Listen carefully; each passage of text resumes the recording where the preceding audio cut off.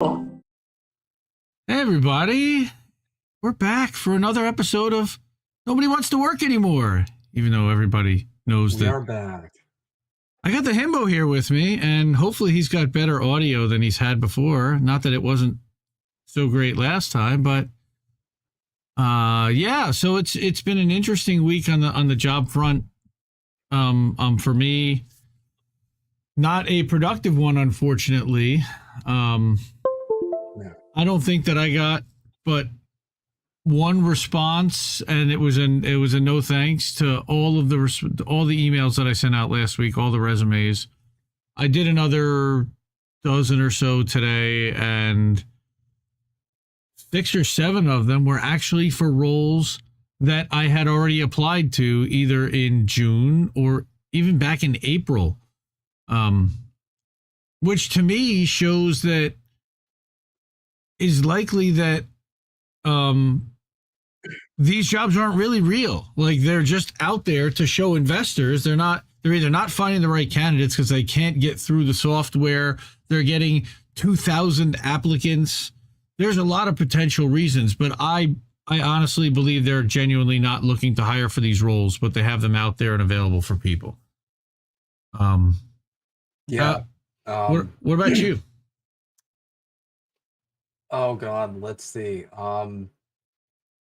I got a lot of the same. I got some more like instant rejections, which are, you know, I mean, again, like I've covered before, if you apply to something and the next day you get rejected and you know there's like 200 candidates, it's like, okay, they either have like a fucking army of recruiters, or no human looked at this. And Right. So that's that. The most exciting thing is I have a really promising interview tomorrow. Yeah, tell them about that.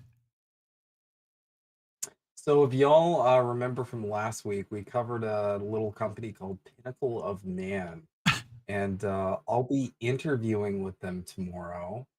Um, I showed it. Here's how good my wife's instinct is. I showed it to my wife, and she saw red flags in about 30 seconds of looking at the site. So we kind of joked around a little because it is, it's that like men's rights. Here's how you can best gaslight your wife into like you having no accountability for your behavior. The standard like red pill. It's in the red pill vein. So I'm kind of toying with the idea of fucking with them a little by being like, okay, well, I do apologize. However, my wife needs to be present in this meeting.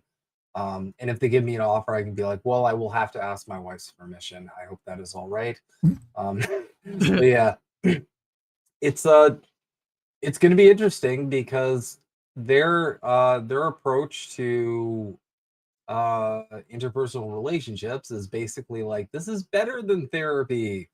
And my whole approach is, no, you should get therapy. That's going to make your relationships with everybody better. So we'll see how it goes. I'm almost convinced it's going to be me telling them a bunch of shit they don't want to hear, and backing it with,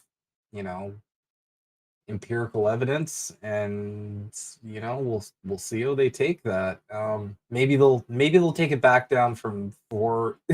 Maybe they'll take it back down to $12 an hour. We'll see. Oh my God. Well, yeah. So remember that they were offering between $12 and $15.90 per hour Canadian for a job that should have paid at least $50,000 per year Canadian.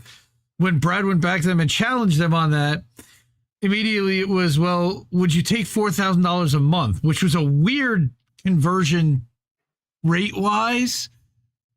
More red flags. Just like red flags everywhere with this guy. But I thought we would start this week off with some funnies. I found this one on Instagram during the week, and I figured it would just kind of fit, considering it's got the name of the show in there. But it's got the Joker. I put up a sign. Then I logged into Facebook and posted, "Nobody wants to work anymore." I can only imagine that in the Joker's voice, the gaslighting Joker, which Republican That so Party sums it up or though, because that's Democrats? I mean, yeah.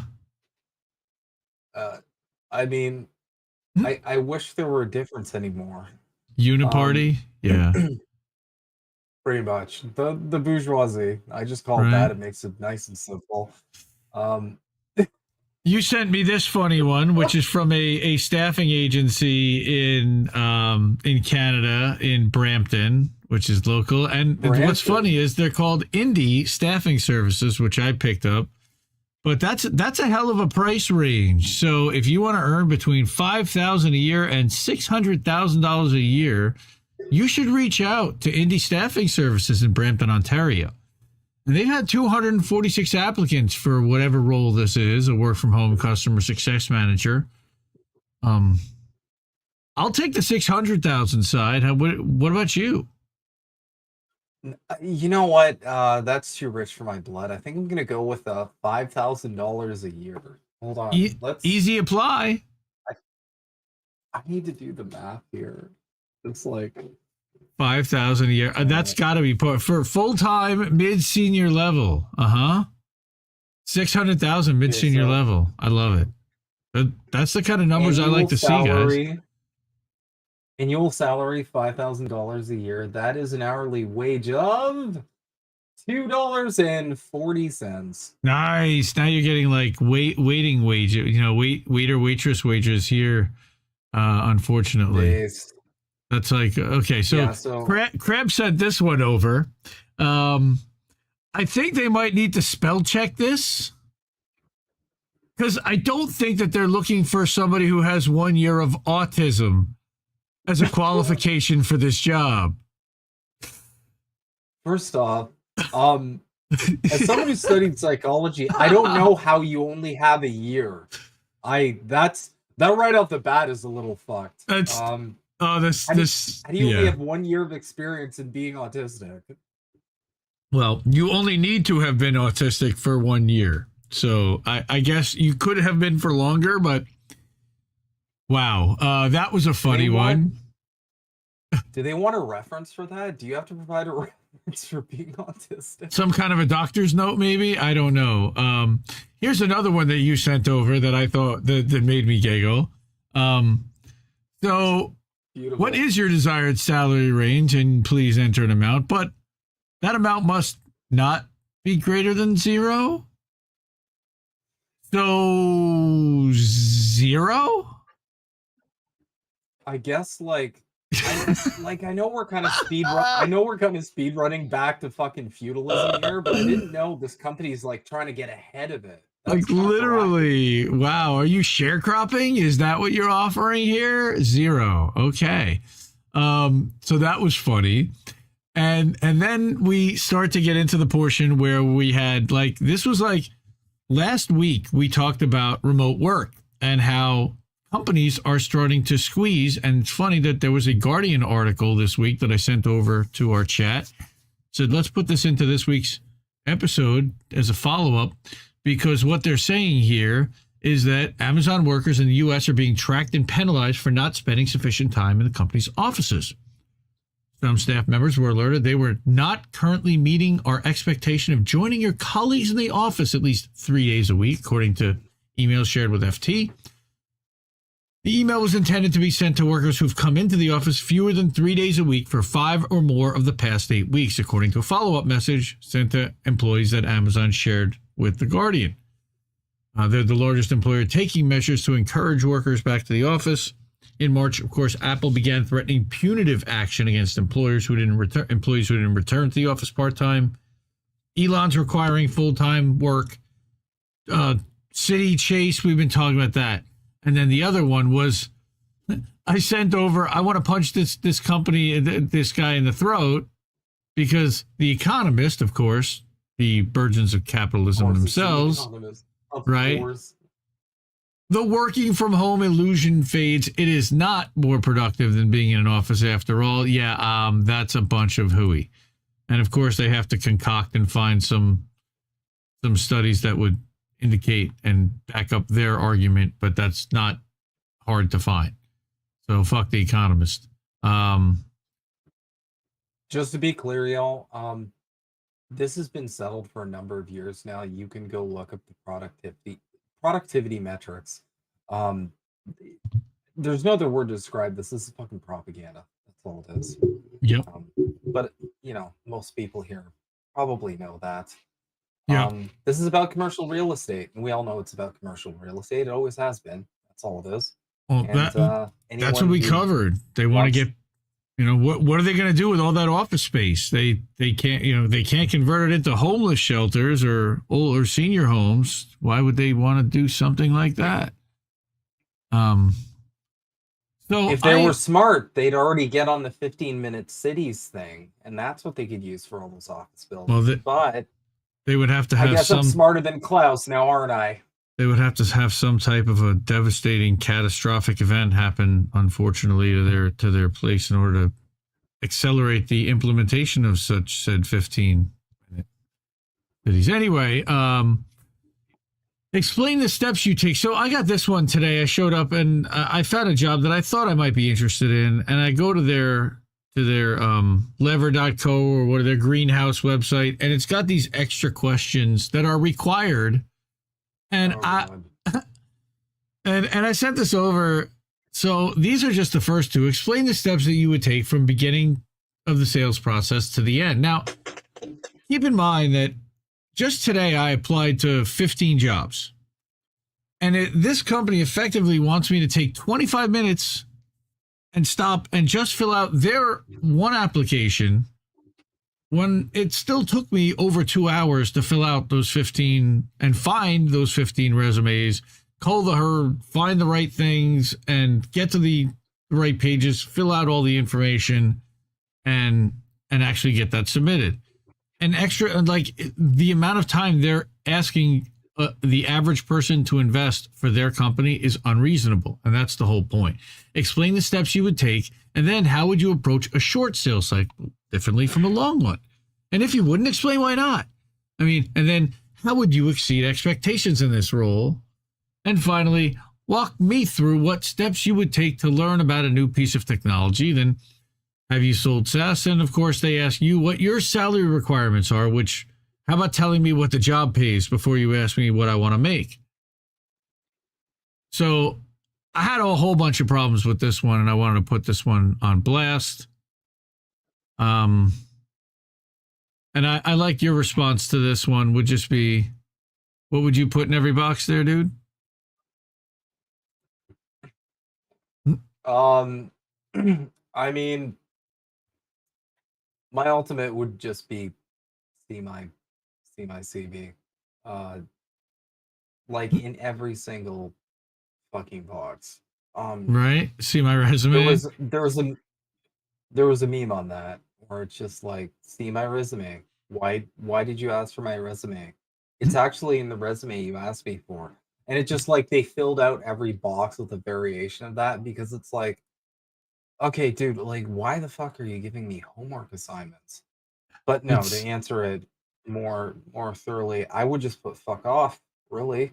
Fuck off, fuck you, fuck off. Of course I have, and tell me how much you're willing to pay me.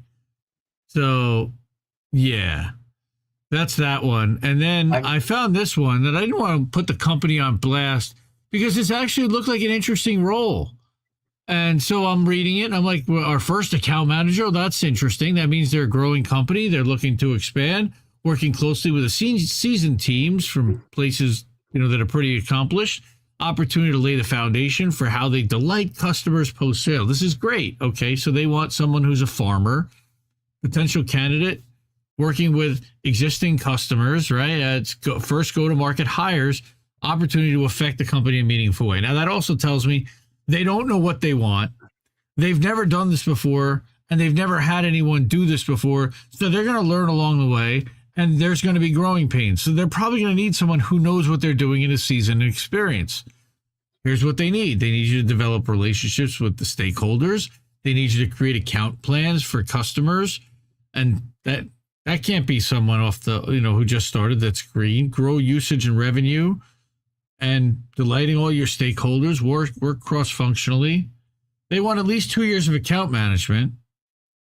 They want excellent technical communication skills. They want exceptional analytics. Great. I qualify for all that. Wait, what? Yes, they want a recent college graduate. What? What? What about any of this screams to you that a recent college graduate should be handling this? I mean, I remember when I was in college and I spoke to stakeholders routinely. Um, that's definitely something that a human and not like a fucking alien is doing. Like calling on What? C-level Like, executives as a recent college graduate. I guess if you're, yes, fearless, but you also don't know what you're doing, and that just means we don't want to pay anybody anything. But I don't know of any college graduate that's already been account managing for 2+ years with fast growing accounts. So that's fun. I mean, Welcome to the world of searching for online jobs and trying to figure out what what a good fit is.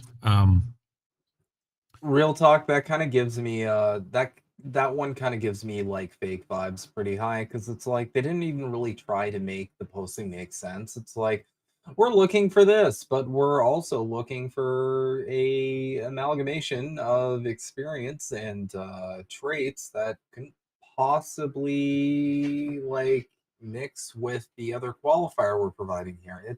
It's too silly to be real. Anyway. So I brought this one up because Oh yeah. you brought this one to the table. Um, Mm-hmm.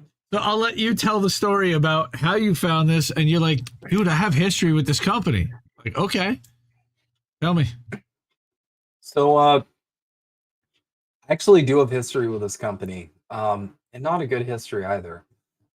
So this company specifically that we're looking at for this like horrible like Urgent cat of nine tails shifts. whipping sort of bullshit here. So they originally made a posting for a customer success manager, and I applied and had interviews. Got all the way to the end where I met like the CEO and we had a really good rapport, and then out of nowhere he just kind of turned me down, and I'm like, whoa, I thought we were good for this. What happened?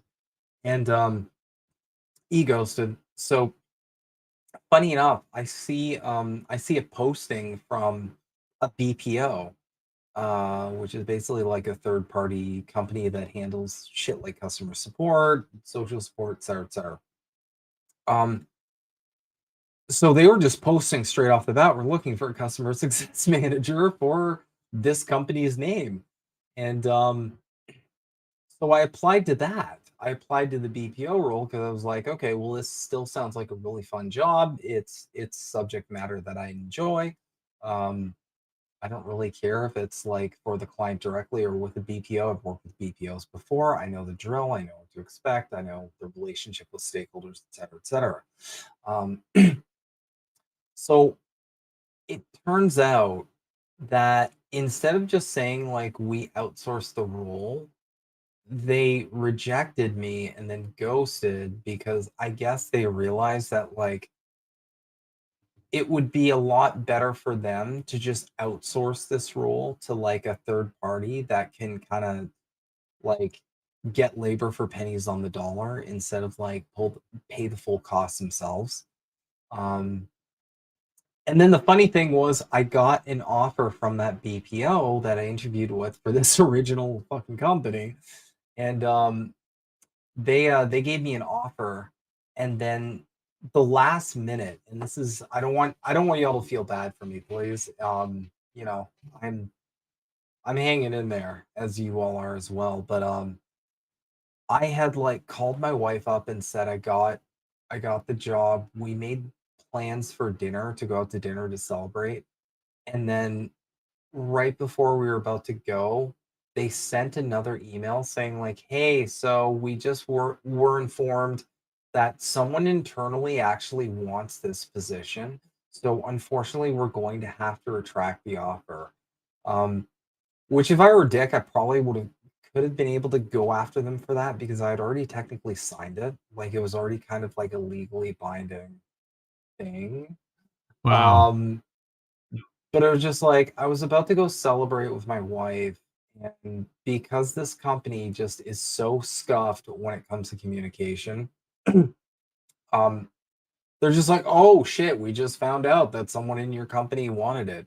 And to be fair, like, yeah, that should be your go-to. If you've got hard workers who deserve a position, do that first, absolutely. But also don't waste my fucking time and put me through like 5 interviews if you're just gonna um like be like, JK, we don't have this job offer, because that is such a like level of callousness that I can't even fathom. But yeah, the funniest part of this was like they actually put in their job posting that they want to hold. Sorry, can you bring that up again? I Oh, just sorry. wanna. Yeah. Yeah. Hold on. No, it's all good. It's okay. My ADHD takes us on fantastical journeys. Now go. Um, yeah, so hold urgent shifts agents accountable to uncomfortably high standards as measured. Okay, first off, why are you putting uncomfortably high? Why not just put high? You're making this like are like is the cruelty the point here, guys? I think they're telling you that Uncomfortably you high shouldn't take this standards. job. I really think that they're trying to Yeah. discourage you from actually applying for this job by like, hey man, I don't know if you want to take this. This is uncomfortably high standards and QA scores and customer experience and cross-functional cooperation. Is this really for you? They're like doing a takeaway. It's really kind of funny right in the presentation. Okay. I mean, like I technically did that in my last role. I did hold everyone to uncomfortably high standards. Our QA measurement was something like 96%. Um, anything below that, and you're getting coached by your lead, like that's that. But we're not ever going. I would never make a description like this. It's psychotic. Like, is this one of those things where it's like if every ticket isn't 100%, like you're what you're getting spanked on the bum? Like, what is fuck, man? It just like Incredibly it's high standard. No, so. they want to write you up and be punitive and be able to either ding your pay or um I don't know. Yeah, spankings may be in order. I do have a theory here just based on what I know about the industry. So they're suddenly hiring for a role that is going to hold the agents to uncomfortably high standards. Now, what we know is that they recently outsourced all of their support labor to another company. And one thing about working with third party companies is that the communication is never ideal Hmm. because you're not working within an organization. You have to communicate with an outside organization. That's always going to cause some issues when it comes to communication. My theory is they're kind of regretting outsourcing all of their support labor to a third party like cheap nickels and dime company. Um, but it makes sense for the bottom line. So all they have to do here is they need someone who's basically going to kick everybody's ass into gear and get them up to the level that you would expect from someone they'd be paying a living wage to. That's my theory here. I think their whole like let's outsource this to Sutherland um was probably a mistake. And yeah, now they're kind of getting cold feet about it, and they need someone to like crack the whip. Because I'm sorry, uncomfortably high standards, like that's code for like we need to crack down hard on these people. That's all that means. But then they end That's up all that's hiring ever meant. internally anyway. So it's like I don't know. I think It could have just been the guy. The guy saw that it was your resume. Like, dude, I interviewed this guy. I don't know. And they're like, oh, well, we decided to hire someone internally. That's honestly like I've seen shit like that happen. Yeah, Damn. I mean that's totally cool, but they literally could have just said, I don't know, I wouldn't have cared. Right? But like, Like yeah, it's not. everyone worried of getting sued and shit. So, um, I don't know if this mattered, but I did push back on the salary they offered. Might have mattered. They okay. offered like a little bit under my range. I was like, okay, so it was like about 5,000 a year under my range. And I basically was like, okay, well, my range is this. Could we get it up there? And they like dragged their heels and they were like, nope, we cannot offer any higher than this. And I'm like, okay. And one thing about the rejection, we hired someone internally email, is they did make a note of saying, on the plus side, I do know that you push back on the compensation, so you'll be able to find something more within your range. Like they were trying to spin it into like a good news. Yeah, this is a good thing, Huh? which it was. Holy fuck! Like I don't know where these people come up with this shit because it's like, okay, well, someone not getting a job is never good news. Okay, like this was at a time where I was laid off. Like I didn't have a source of income, so I would have taken it. Would I have just jumped at the next thing that offered me something better? Fuck yeah. 'Cause fuck them. But yeah, it was this was a whole dumpster fire, and I sincerely hope that I think they did you a they favor, can't fill this honestly. position. I Oh honestly, yeah, they did a huge I one. think they did you a favor, and by avoiding this one. But you brought something interesting this week, also, and I wanted to share it with everyone. And this is a website called JobScan.co, Mm, and I signed in. You can optimize it with your LinkedIn. It'll help you for interviews. And what this company does, and let me go back to jobscan.io. And here we go. What happened? Oh, it's app.jobscan.io, maybe. .io. Let's see if that works. Come on. Nope, that didn't work either. Why is that not working? wait, hold on. Let me figure it out. Hold on. That's weird. Maybe maybe I gave you a scuffed link. No, it worked. No, I it's logged in. I got jobscan the whole dot thing set up. It worked great. But what's weird is, jobscan.co. yeah, now it's logging into here instead of going to the main homepage. That's all right. What I want to do is show that they have an upgraded thing for you to pay for, but what they will allow you to do, and I did it here, is they'll let you upload your resume, and I've told it where my resume was, and it pulled that out. All right, and then it says, okay, put in a job description, and here's a job description that for one of the jobs that I applied for today, and for free they will give you 5 scans of jobs and tell you how to potentially tailor your resume to be more aligned to that job and give you a better chance of winning it, or at least getting a call. So let's kind of back up a little bit, and Himbo, I know you were talking when you sent me this link. You said that you spoke to a friend of yours who's like actually a recruiter friend. Mm-hmm. So if you could set this up just a little bit more than what I did, and like kind of what they explained to you about the process and about your resume, etc., I think that might help. Of course. So basically Indy and I were both talking about like this weird why the fuck are we getting rejected immediately sort of thing. So I reached out to a recruiter pal of mine, more of a colleague really. And I just said like, okay, this is getting really frustrating. It seems like we're just getting like rejected right off the spot.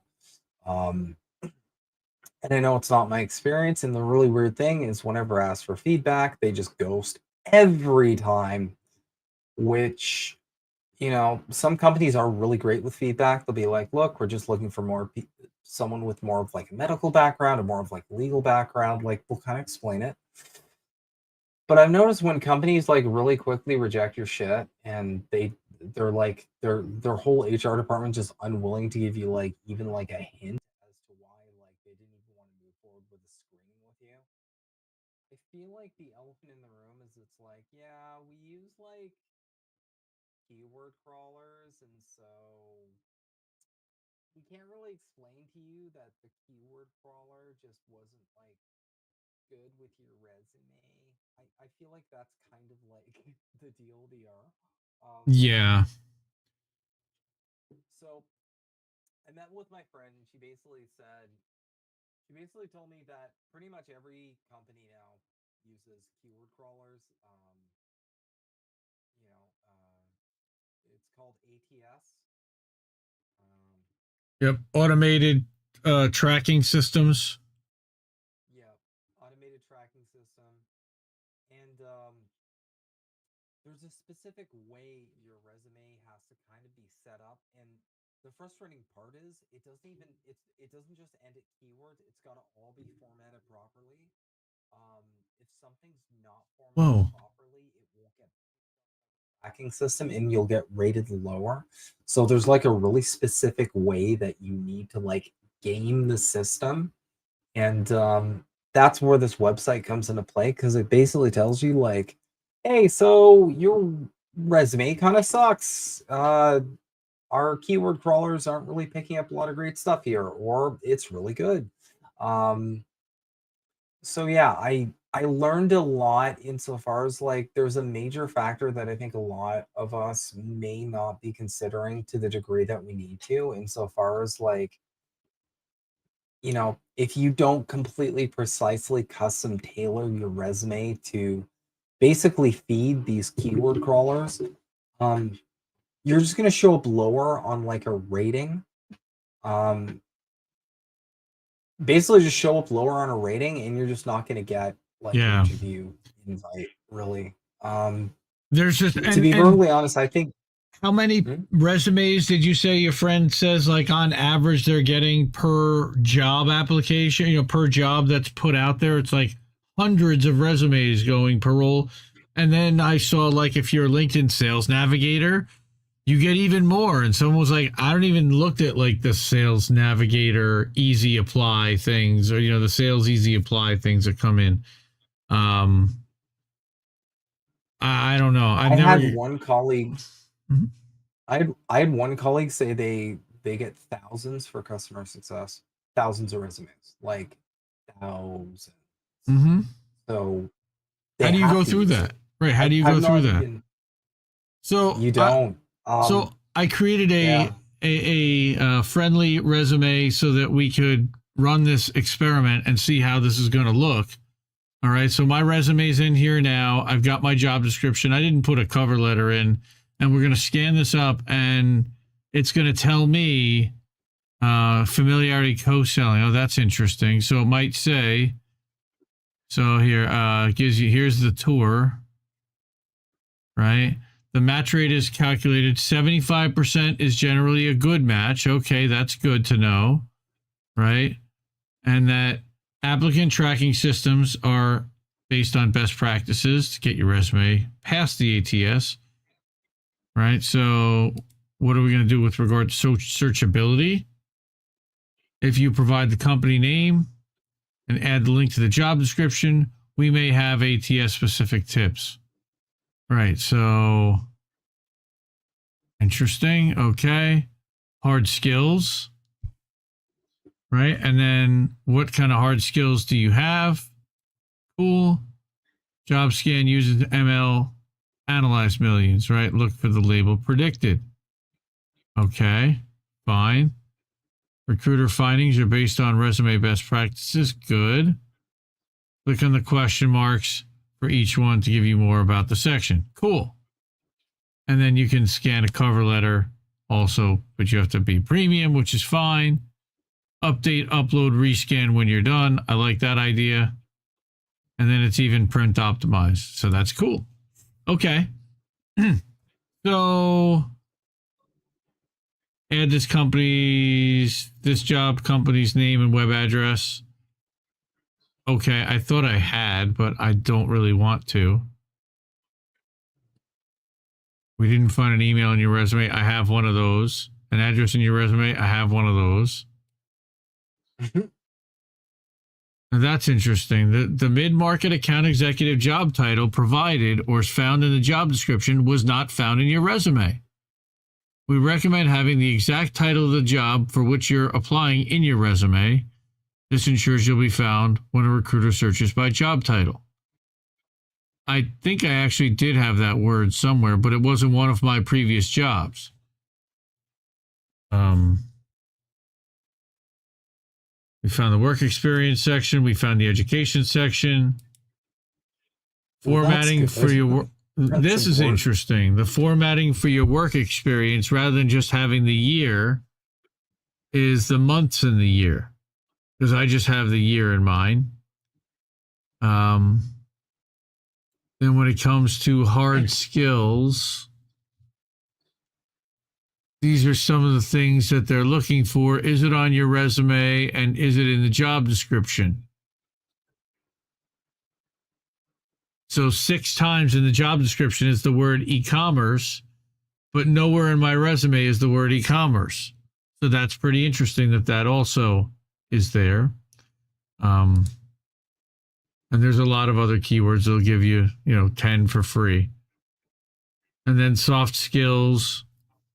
They're looking for people that are innovative and GLP, whatever that is, but they want organized and people who say that they're organized. Inbound growth. Right. So interesting. Under the 1,000-word count. Bear in mind. Mm-hmm. Bear in mind that this is geared towards some of it may not make a lot of sense when you're just kind of reading it. You're like, wait, but hold on. This is all geared towards what is it gonna feed the keyword crawlers? So that they'll pick that up and parse it correctly. It's kind of hard to understand, but it's that's the angle it's going towards, where it's oh, you didn't do this properly, so we didn't pick it up. You didn't jump this hurdle. Right. Yeah. Crazy. One criticism I'll have of this site is it should be more explicit with its explanations of, okay, well, we're explaining all of this in the context of not we didn't find this on your resume, even though it's clearly there. What's interesting? More so our keyword crawler simulation thing we have going on didn't pick up this segment of it.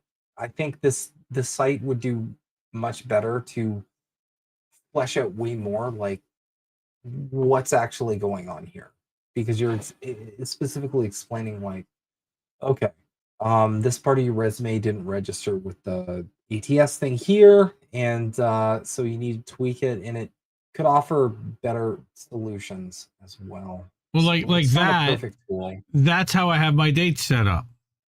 05 to 09, 22 to 23. I don't have dates. So they're saying to use one of these formats because that might be triggering it, because it's not showing how long I actually worked at places. That's one thing. But what I think it's also really focusing on are the lack of missing skills. All right. Based upon how often they're looking for that skill in the job description. And I think that's pretty interesting. So if they're looking for someone who is organized, who has e-commerce experience, that is in B2B and has CRM background with SaaS and HubSpot, okay, that I can tweak that to look like that. And that might actually be helpful. All right. So you sent me over a resume to do this with also. So I want I mean, it to. said HubSpot, so I wouldn't bother. But what's funny is that if you look, I actually do have. It's not like a real address, but there's an address and a phone number clearly there, even though it says that there wasn't. I guess it recognized that it's bullshit. Um, so I can clear this and let me grab or upload that. But hold on, let me make sure that it's clean, and then we can. Do you have a? There was a gig that I sent you today to that I can plug in there.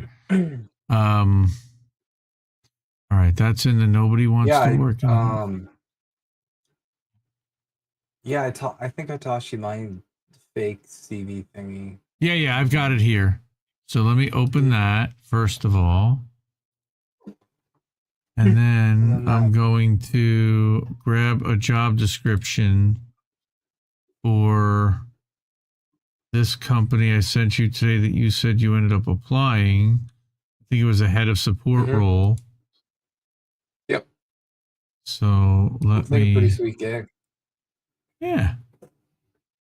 So I'm going to copy that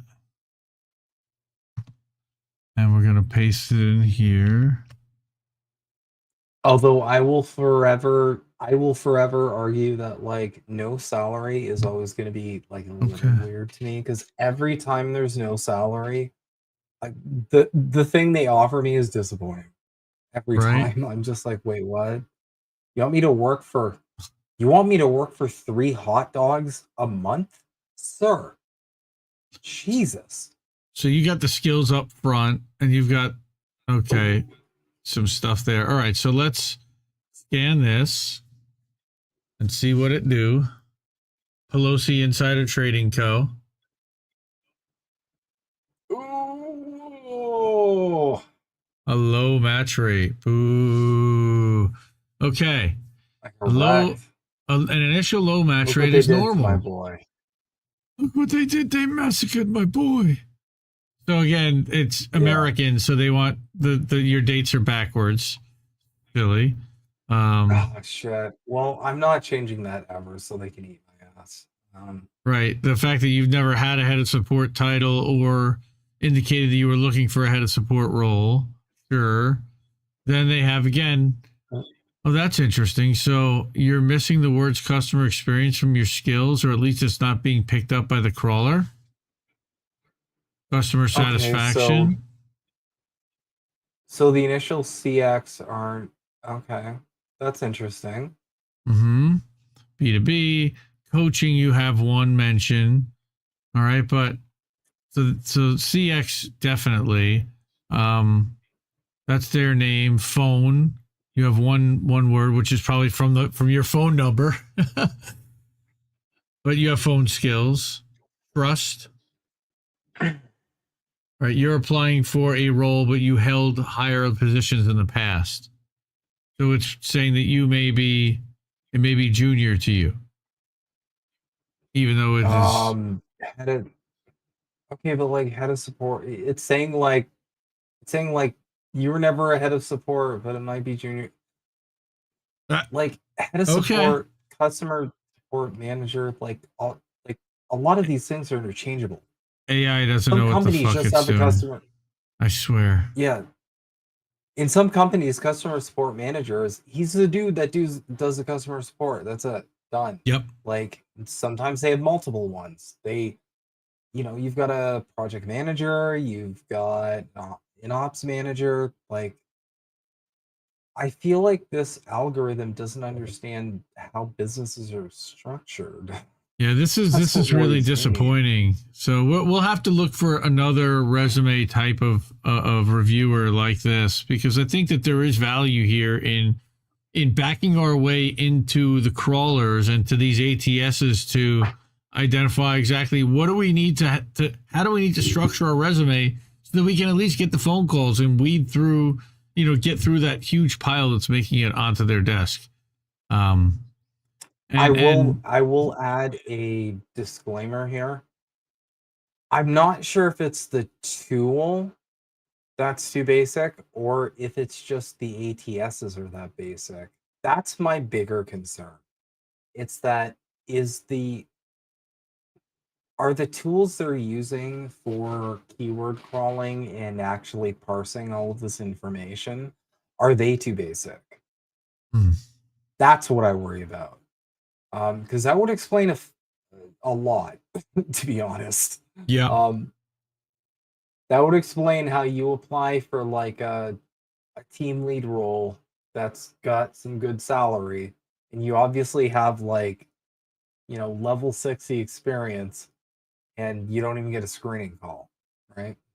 Um, See, now I because if would have they're thought that basic, that I would have thought the crawler would notice. Well, you haven't worked since 2020, so that's going to be a bit of a challenge for you to find a gig, according to this resume, right?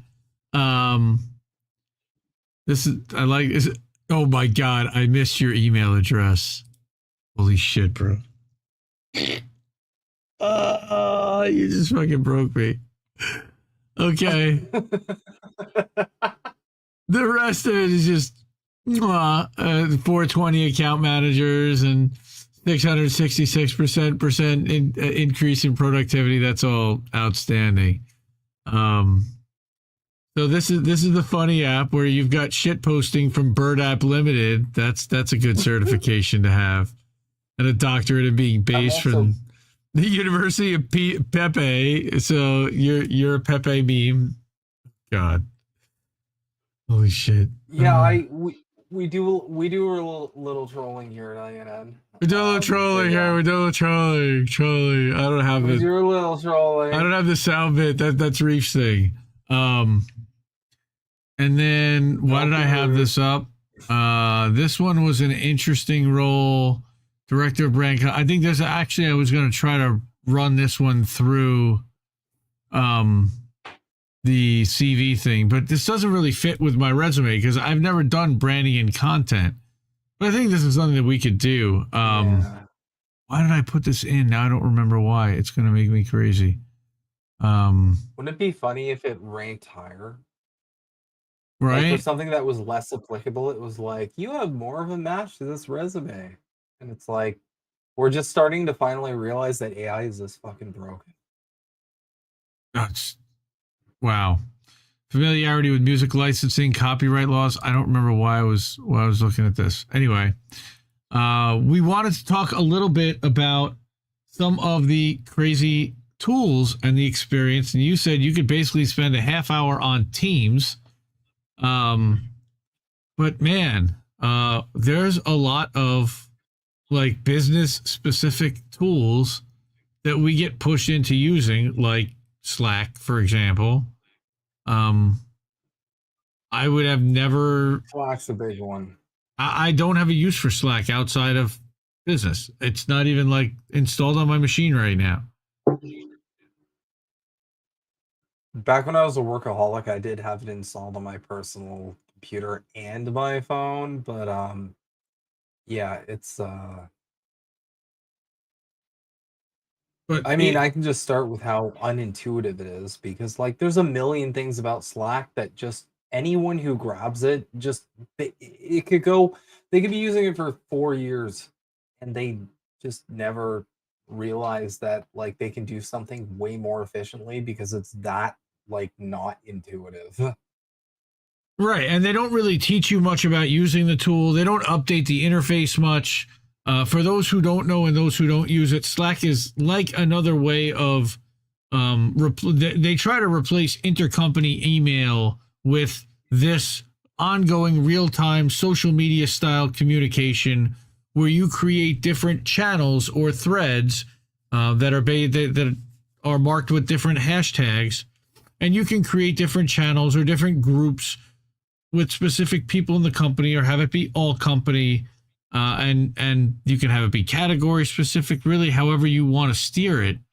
So it's very helpful for communication. You can also have direct messages and direct message group threads, post and share links, files, all different kinds of things. And now it's owned by Salesforce. So they were acquired a couple of years ago by Salesforce.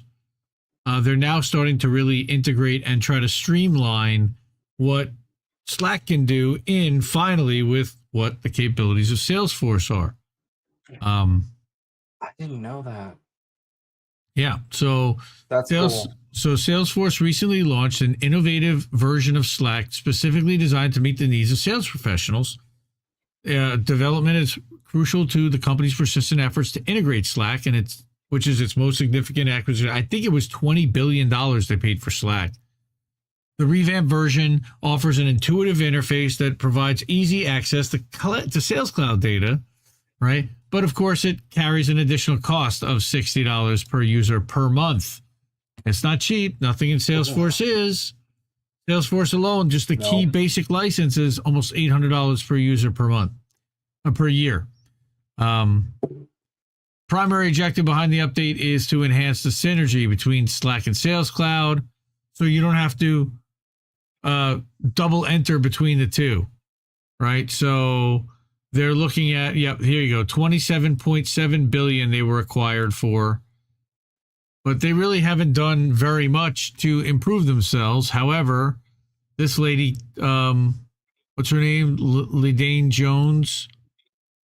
All right. She took over as CEO, and Ligma Stuart Jones. Right. So Ligma Jones, right. So Stuart Butterfield stepped down. Right. But they haven't really done much, but their main competitor, Microsoft Teams, and that's the other thing you want to go off on.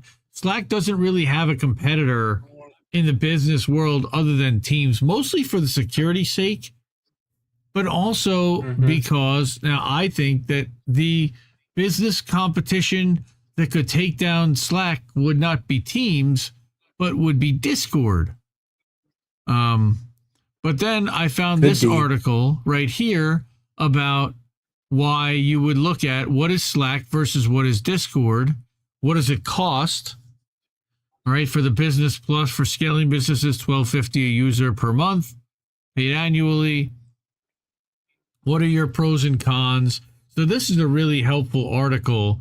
And then looking at what's Discord, and this was originally gaming, but now Discord is used for everything.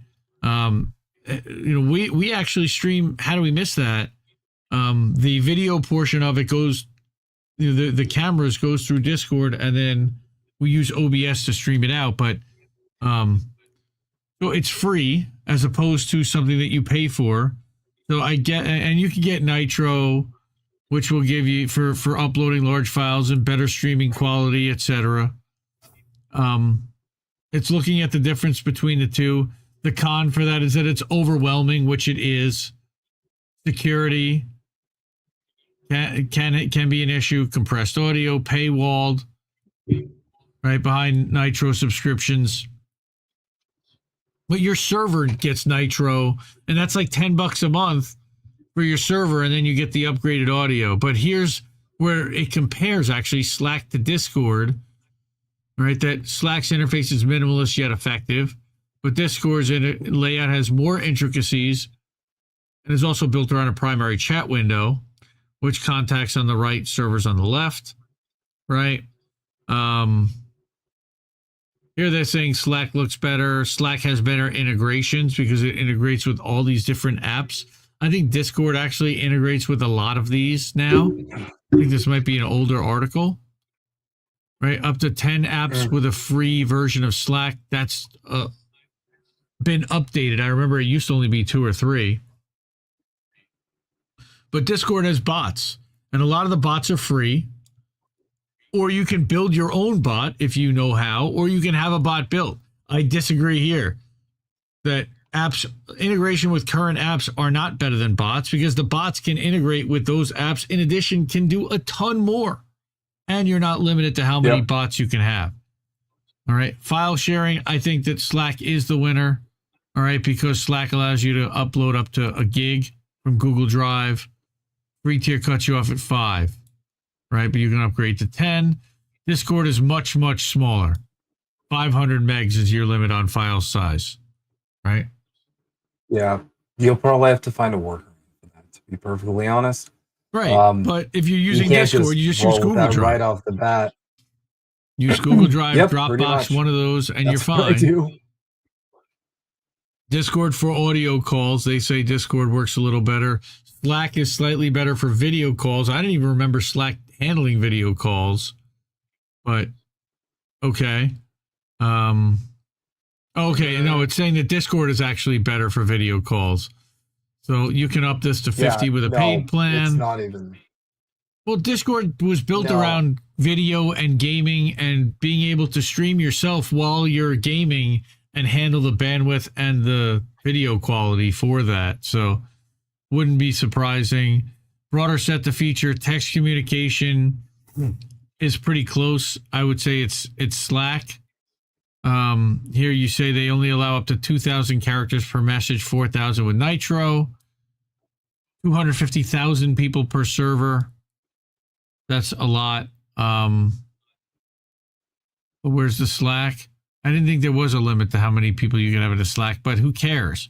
Like, once it gets beyond a certain amount, it gets out of control anyway. Discord with the pricing. And so it looks at everything, strengths and weaknesses, and it basically says that depends on what you're using it for, but if your business in the public space, highly useful to leverage a Discord server to communicate with your user base and for marketing. As a network, we actually started to use Discord for an internal communication.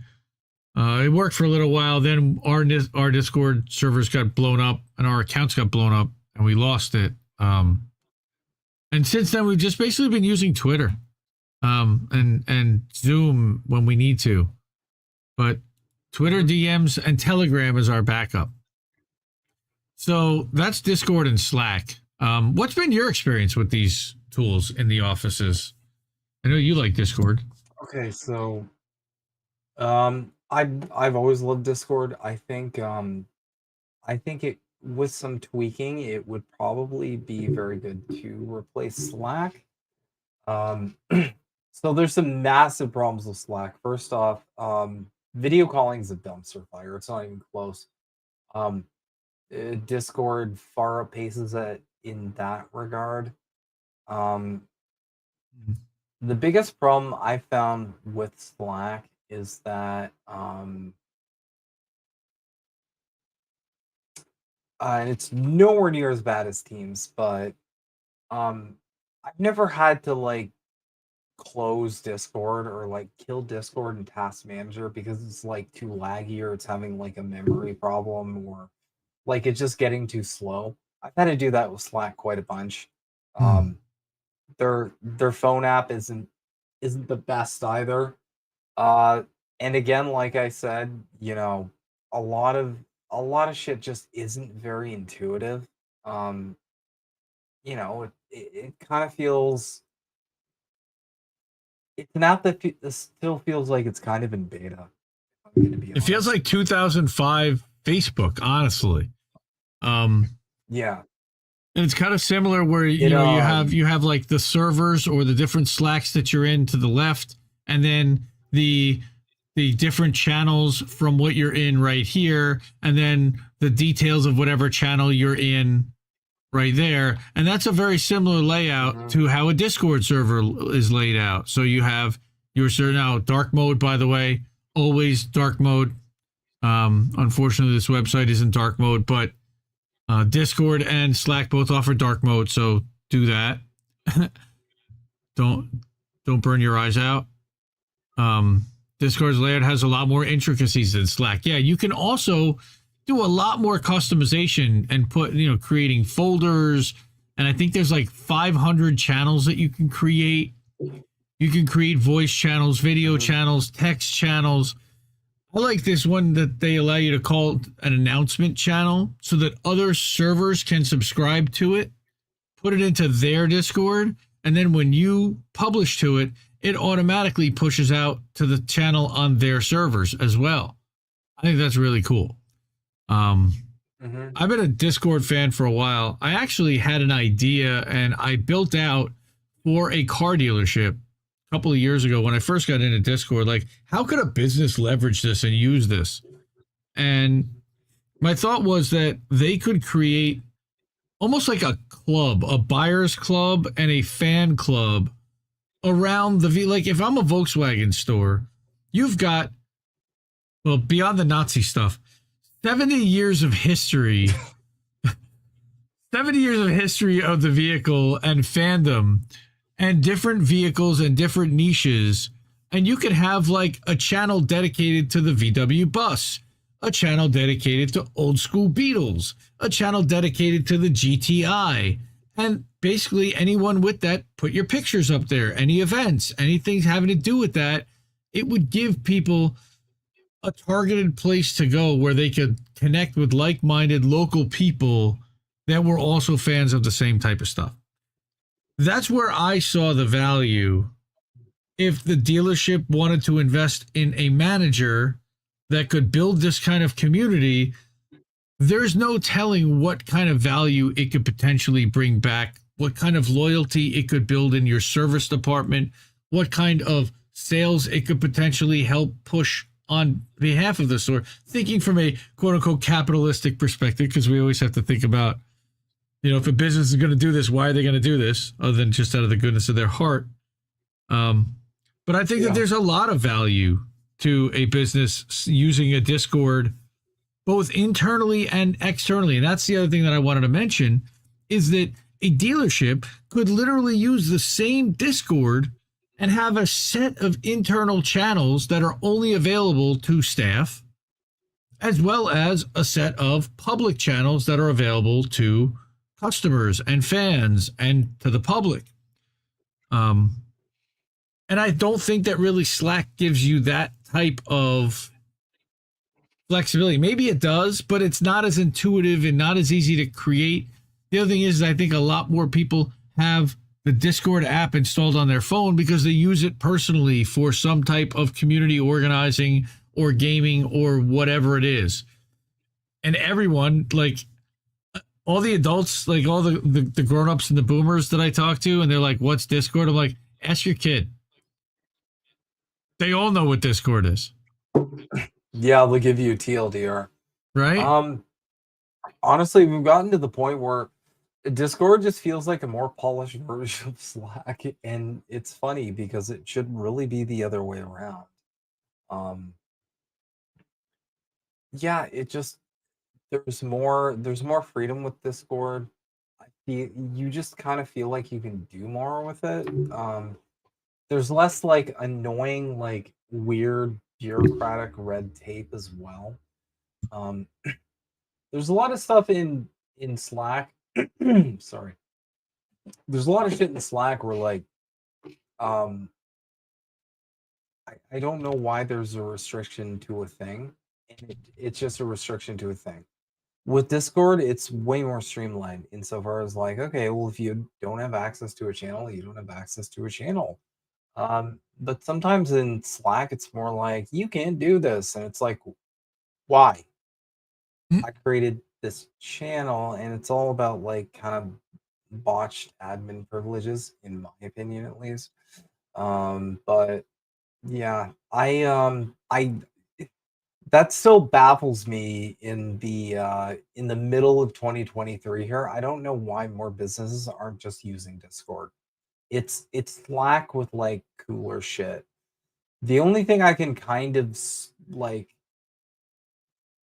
surmise is that maybe the stigma of it being like a gamer thing.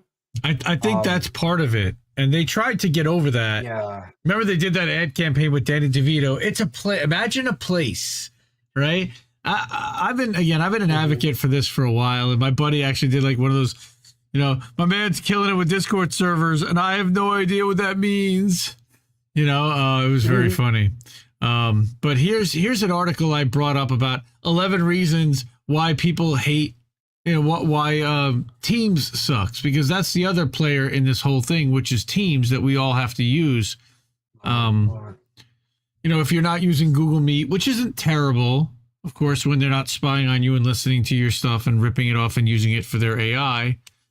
But the integration of SharePoint falls short, of course. Buggy real-time status, and we've seen a lot of that, where Teams will just go down company-wide. And I worked for a global organization where we literally use Teams on every continent in the globe, and it was very buggy.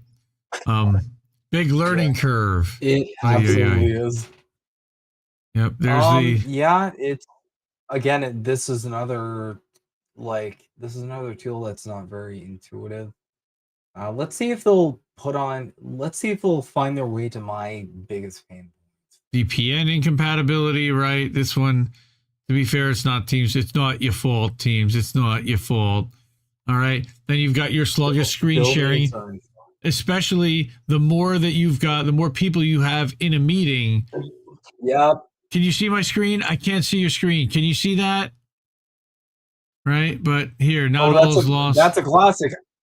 I had that today. It was like, can you see my screen? It was like a 10-second delay of everybody being like, no, we can't see it. We can't see it. And I'm like, just give it a beat. Give it another beat. There we go. Like, there's no. I'll put it this way. I've used Teams for years. For any sort of like video shit, we just use Zoom. We're just like, okay, Zoom. Like, we're not fucking with Teams here. It's way too, like, there's way too much bullshit. We were a Microsoft house, so we basically had no choice but to use Teams. Oh, it was brutal. So they're basically telling you here how to disable your GPU hardware acceleration, which may speed up Teams a little bit. Also, by the way, dark mode or high contrast. Come on, everyone, get with the program. Let's go. Enough with the we don't know. No, we don't like Ukraine-Nazis. Once you're done with this process, wait for Teams to restart, right? Mark all as red option. Yes. How many freaking channels do you have lit up at one time? Because you get a message in 9 different channels and you have to go and read each individual one. Right. Mm-hmm. This forces users to have to open every email in order to have it disappear. No chat categories. Mm-hmm. Facts plus base. Yep. Channel limit. Okay. I don't like the Google ads that are being served here. All right. I'd love to tell you that Teams takes the cake, industry leader in terms of channel options, but you came here for the hard truth. 250 channels for most users and members. Right. Custom notification settings, which you don't really get. Okay. And I guess this is telling you how to get around it. Holy crap. Go to here, go to here, go to here, go to here, go to here. Okay, next. Image rendering. Basic, yep. Yeah, why?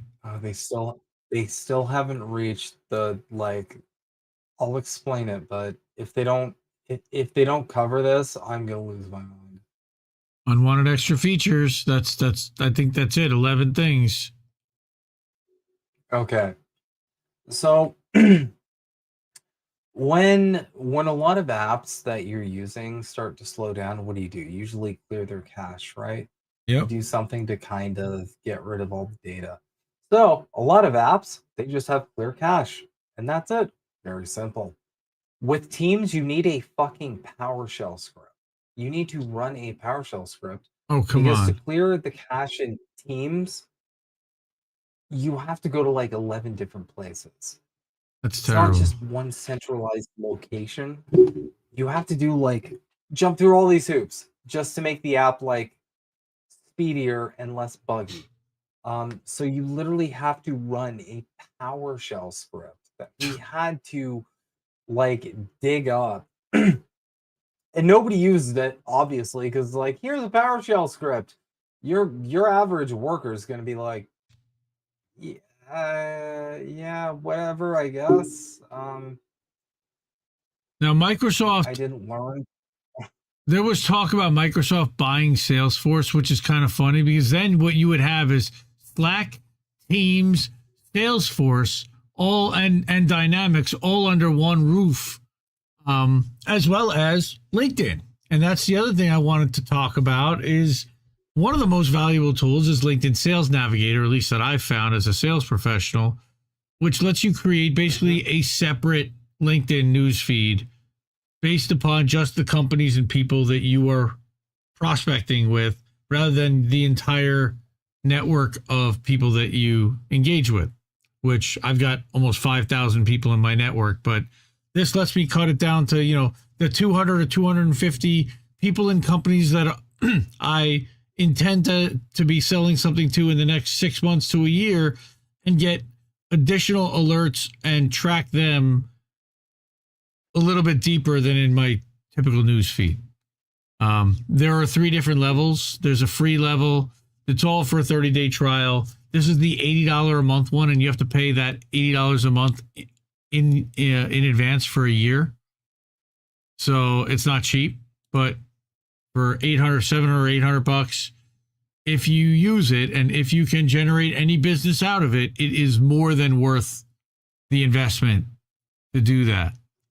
And if you're looking to connect it to a Salesforce, you need to have this kind of sales navigator so that you can get LinkedIn insights about your customers and about their behavior right within your CRM tool that you're using to potentially prospect, sell, and to have a conversation about their history. And now, have you used SalesNav? I personally have not. No, okay. So I've been a subscriber now. I had my own small business back before I started as an account executive. So I owned a company, and I was a believer in CRM, and I had Salesforce, and I wanted to connect it to LinkedIn. And in order to be able to do that, you have to have Sales Navigator. So that, like I said, when I was looking up the history on someone, it would also tell me where they currently worked and what that company had been posting, et cetera. And they keep expanding and make it even more valuable. And getting that kind of insight into what people are doing is really crucial. So if you're with a company, see if they'll spend the money to invest in LinkedIn Sales Navigator. I really think that it is one of the top tools if you're in anywhere in the account space. If you're in customer support or customer experience, to learn about what your B2B people are doing, it's my little soapbox to say I think that there's a lot there, and you can manipulate it. You can make all kinds of folders. Really, really versatile as well. I wanted to also, one of the other things, and there's a free tool, is Canva. So Canva is a graphic design tool, but they also allow you to design now websites and documents and brochures and do photo editing, and it's all free. They do have a login and a upgraded thing, a pro, and I think it's about $10 a month to subscribe to. We're subscribed as INN, and I'm in this every day, making tons of stuff for Indie News Network, for Indie Left Media, for my own personal use, for business, for all different kinds of things. I know you said you were going to get more into Canva as well, Brad. Yeah, I've been messing around with it here and there. It's one of those things I want to master, but it's held me out of a bind here and there, especially with any kind of like promotional materials, or I use it to make a meme once, but it's really good. It's really good for any sort of creative like media stuff you need. I really want to get better at it. I'm still kind of, maybe like little south of intermediate, but no, it's really great. I'll log in and show you. No, that's not the right account. Okay, sign out. I'll sign in as INN, and that'll have me log in right. Okay, so this is just a few of the. So this is the INN Canva that you can see, and some of the most recent. So Angel's templates are here, and these were his thumbnails, and you've got INN News. And you can make, again, thumbnails or social media template. And they've got from editing your own photo and uploading, or to create a Facebook post. And it'll be sized perfectly with all kinds of elements and templates. I mean, this is tremendously valuable for graphic design. but also for, look at this, actually making a professional resume. So you can lay out a resume right here in Canva. They also have AI stuff and a document creator. I've been using like a couple of these thumbnails, these versus thumbnails for How Do We Miss That and for other shows. There's so much flexibility, so many potentials. We're making the calendar. I'm going to show you the calendar in a couple of minutes for INN Weekly, and all this is being done in Canva. So by all means, I'm an advocate for Canva. I'll put a referral link in the chat or in the description for the show, so you can sign up for a free account for Canva, and you might even get like a free month or an extra bit of free time. We may get hooked up too with a referral thing. The other thing, of course, is I'm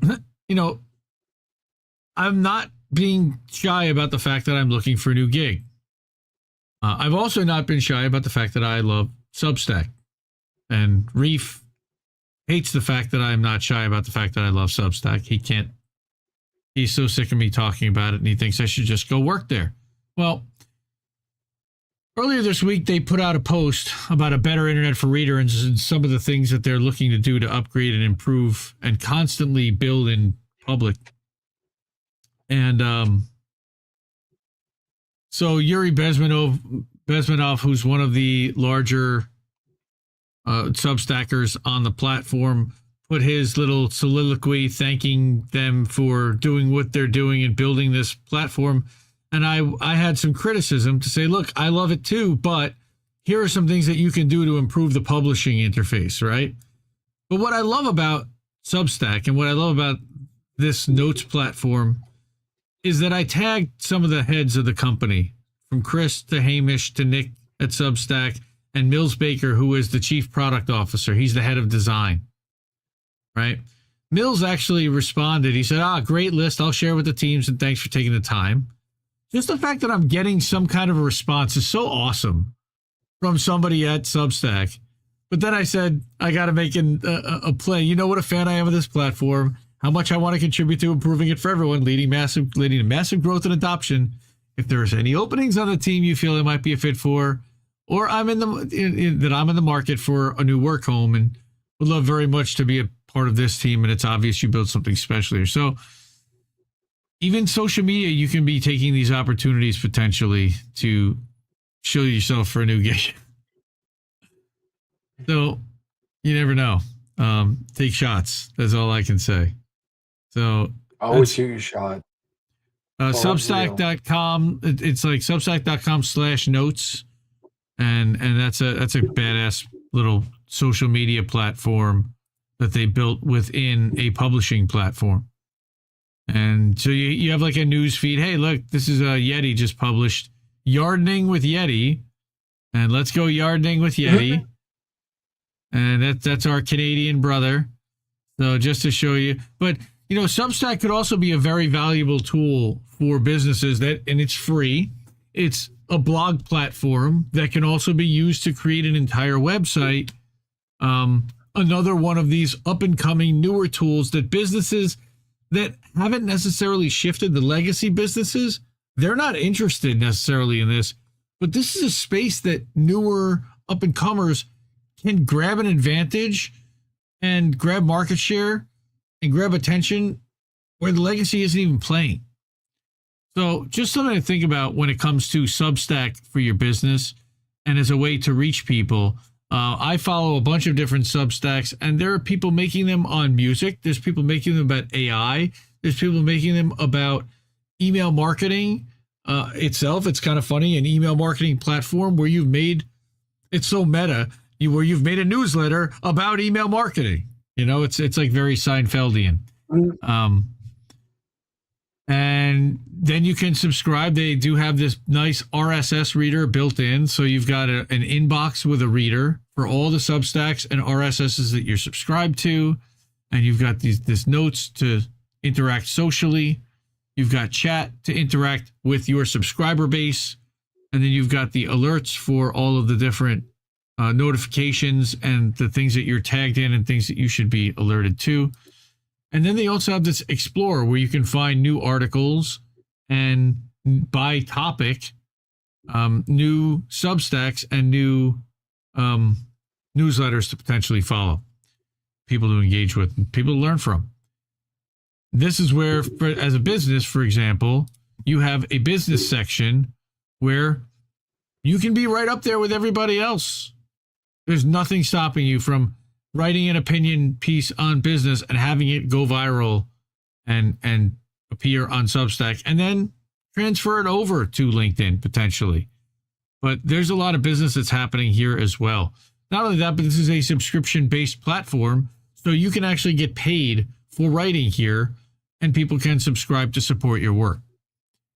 I know you just got started on here, right? Right, Himbo? Pretty recently? Yeah, I've gotten more involved. I like how they're just kind of a home where I can write my articles. I've been a writer for a long time, and I've really been wanting to get back into it. Especially at times where like I don't feel like making a video. Or I don't feel like I have anything to say in a video. I just kind of want to do a quick blurb, and or more so, I kind of just feel like, someone's already like covered this in a video way better than I could. Um, you know, so yeah, I'm Yep. trying to get more into it here and there. But yeah, if Twitter, I know everybody's got their like, and this is a video I am going to be coming out with about Blue Sky because fuck. But yeah, if Twitter ever does finally go down, sorry, X or whatever, if X ever Don't give it to you? finally, yeah, if X doesn't give it to us and we've stopped waiting for it on our own because X won't deliver it to us. I know everybody's probably going to migrate to like Blue Sky or Mastodon or any of these other things, but I don't like brunch a lot, so I'm probably not going to fucking do that. I'm probably going to just do Substack notes because, to be perfectly honest, the idea of having like a Twitter thing in addition to like a longer form writing thing, I think is really super complimentary. Also, all of these other clones just offer like Twitter. It's like when a million MMOs came out after World of Warcraft did, and they all just like cloned World of Warcraft, and then the one that actually took off offered like more than World of Warcraft did for a gaming reference. Yeah, Substack's got a great combo. Yep. They offer. I do think they need to flesh out notes a lot more. They need to add pretty much. It seems like a little limited still in that regard. I don't think it's anything like that's a deal breaker, like anywhere near a deal breaker, really. I think it's kind of hidden. They need to flesh it out. Honestly, I think it's kind of buried in the platform a little bit. I find that I'm in my dashboard a lot, and that I'm in other areas, and I don't check on notes often enough. I find like I have to kind of search for it almost. It's not kind of finding me, and that might be also like you kind of gotta. No, go ahead. No, it might be the way they've laid out the interface in the way that it's similar to, that you can either go get it here or you can go get it here, but it should be kind of here or here potentially. I would think like in a top nav bar, if anything, as opposed to like a side nav. It gets a little crazy, especially when you get into publishing a top nav, but I don't know. That's just nitpicky shit. All right, we're hitting an hour 20 now. I think that was about all I had on my list for tonight. So we can cut it. I did want to go over for the rest of this week since it's already Thursday night. So you should definitely go back and check out INN News with Reef and Colin, and they did a special on Tuesday night that aired at 9:00 Eastern with Miko Peled. They did a 45-minute interview on Israel, Palestine, IDF, Zionism. It was outstanding. I listened to it earlier tonight.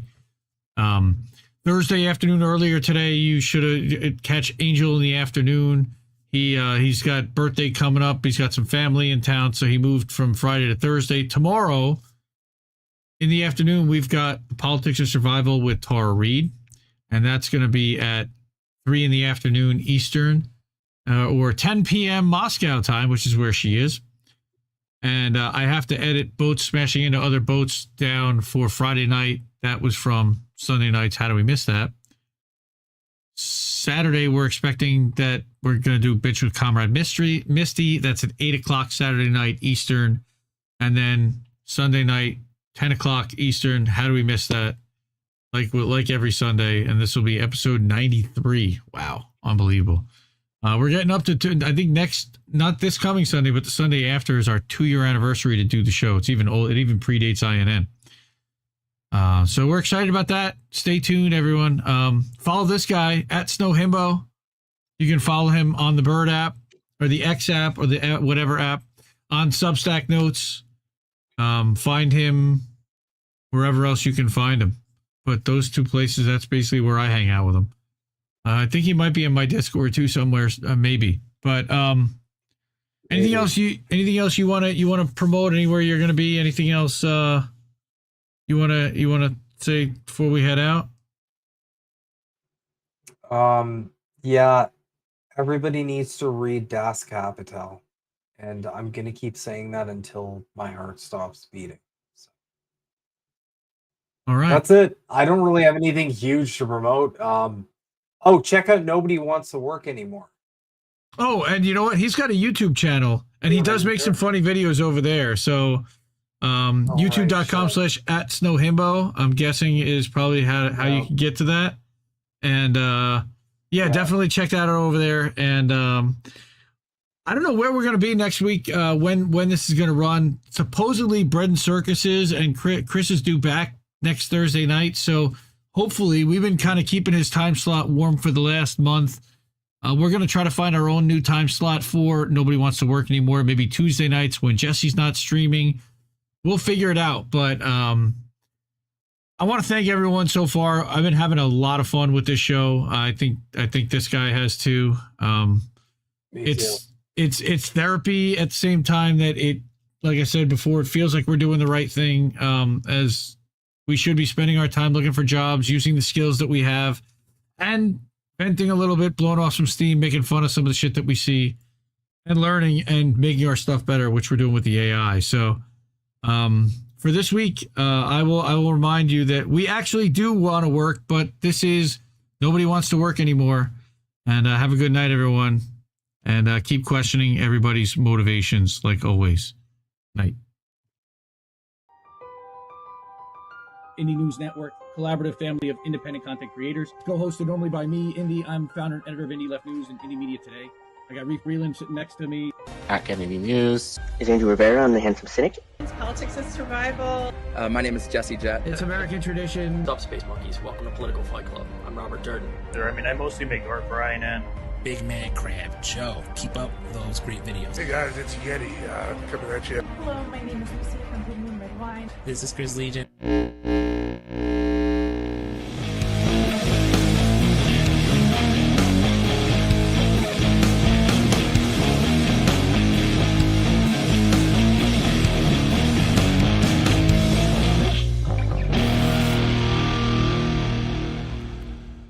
Keep fighting that good fight out there, guys. I'll talk to you later. Who are these people?